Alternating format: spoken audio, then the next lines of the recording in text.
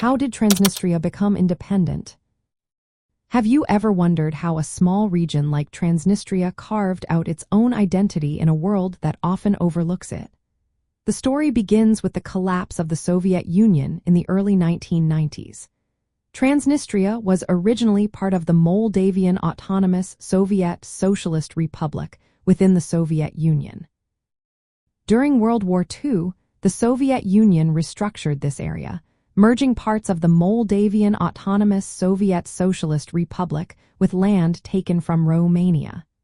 This created the Moldavian Soviet Socialist Republic, which was fully under Soviet control. As the Soviet Union began to break apart in 1990, many countries in Eastern Europe were experiencing similar shifts. In Moldova, there was a strong push for independence and even a desire to unite with Romania. This movement caused alarm among the predominantly Russian and Ukrainian population in Transnistria. These communities feared that their cultural identity and political influence would be lost under a Moldovan government that was moving away from Soviet-style governance. In response to these fears, pro-Soviet separatists in Transnistria declared the formation of the Pridnestrovian Moldavian Soviet Socialist Republic.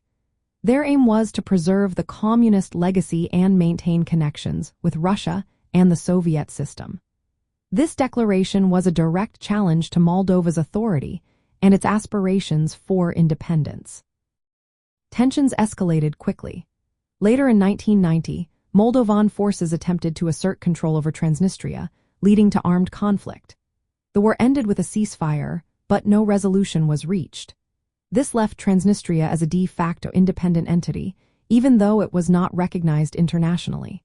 The region retained many Soviet symbols, such as the hammer and sickle on its flag, and continued to uphold communist ideals in its political culture. From a communist viewpoint, Transnistria's independence can be seen as a defense of the Soviet socialist legacy against the rising nationalist and capitalist pressures in post-communist Eastern Europe. The persistence of authoritarian and communist elements in Transnistria reflects a desire to maintain the social and political order that existed under the Soviet Union. This context helps explain why Transnistria remains a unique example of Soviet-era communism's endurance in the post-communist era.